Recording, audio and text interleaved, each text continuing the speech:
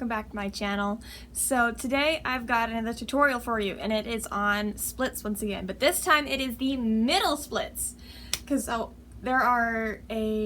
see a lot of people doing splits wrong when I'm at the gym coaching, and I've come to realize over the past couple of years that no one is really taught how to do a middle split. They're just told you're just told get in the middle split, and you're not exactly explained to what one is.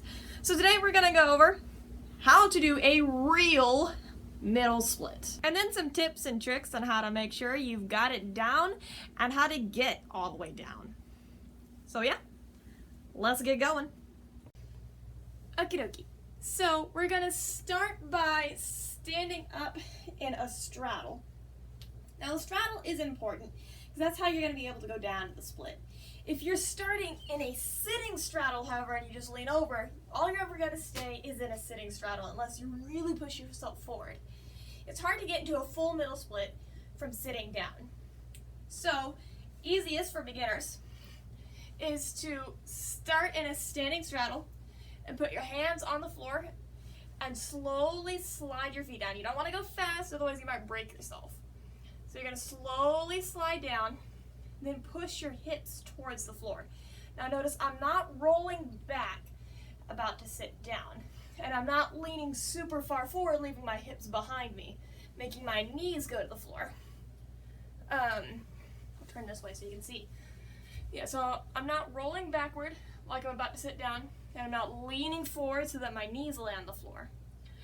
I'm pushing straight down towards the ground, and then I lower myself onto my elbows. Here is a middle split. This is a straddle, a large straddle, but as you can see there is still an angle in my hips. I look like I am sitting. This is not where it is. Even if your straddle can go wider, you're still not in a split if you're able to sit fully up. So roll forward and try and lay on your elbows. Now again, you don't want to be on your stomach because that means your hips are behind you, your knees are behind you, and you're no longer in a full middle split. You may think you are, but you're not. So push up. If this is as far as you can go, that's fine. If as far as you can go is still up here, that is also fine. It only takes practice and lots of stretching.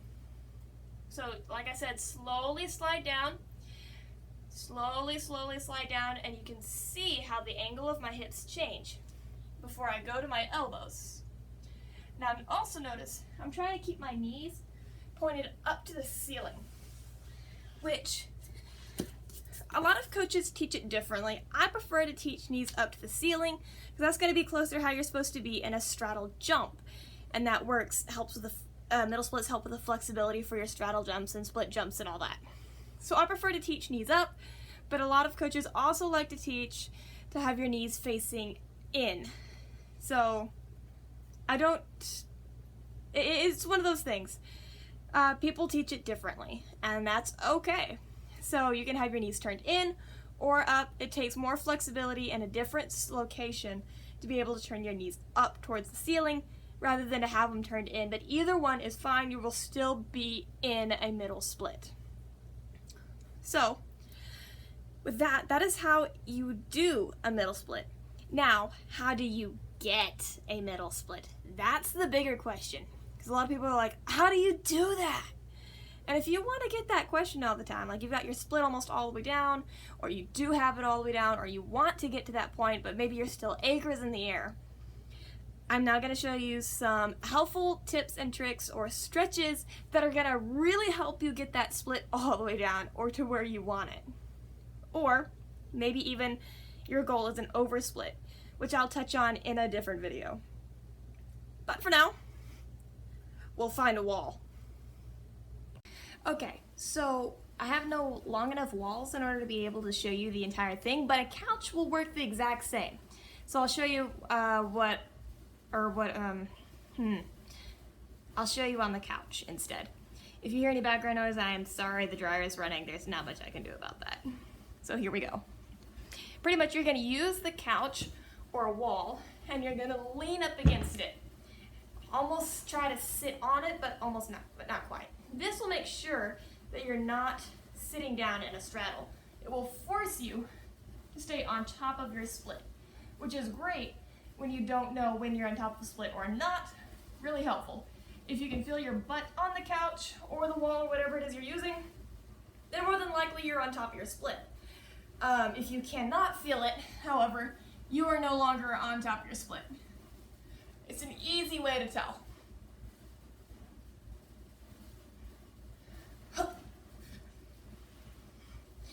Another great way to stretch out for your middle split, however, is to use the same wall or couch or whatever piece of furniture you're using, and to turn around and lay on your back and pull your feet towards the floor in a straddle. I'll show you what I'm talking about.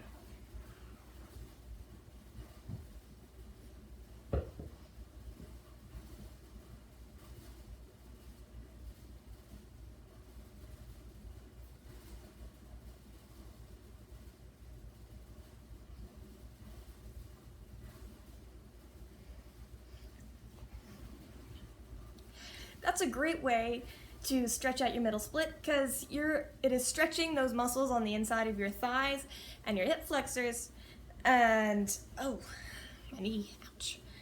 Gravity is going to be doing most of the work for you. It's a comfortable position just to lay in. If you're using a wall, then you can rest your feet against the wall and you'll know that you aren't bending your knees or pushing your legs aren't going the wrong direction. If you would like, you can also use weights, like put ankle weights on, and it'll help the gravity pull your feet down a little bit more. It's a bit more of a stretch.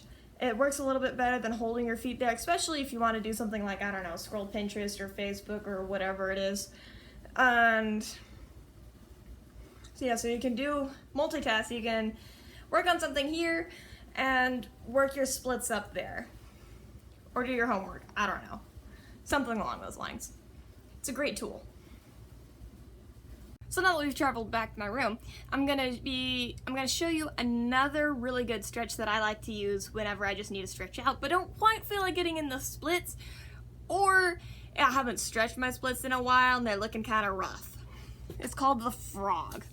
So pretty much, coming back up, you're just gonna get on your elbows and your knees, try and keep your feet together, and push your hips to the floor. You can either roll back some, you get a deeper stretch in your hip flexors, or roll forward some to get a deeper stretch on the inside of your thighs and your butt area. Just depends on which muscle group you're looking for. If you can't get your feet together, that's fine. You can have them farther apart too, as wide as you need, but closer is better for a better stretch. You're just gonna try and push your hips to the floor and get your stomach down there.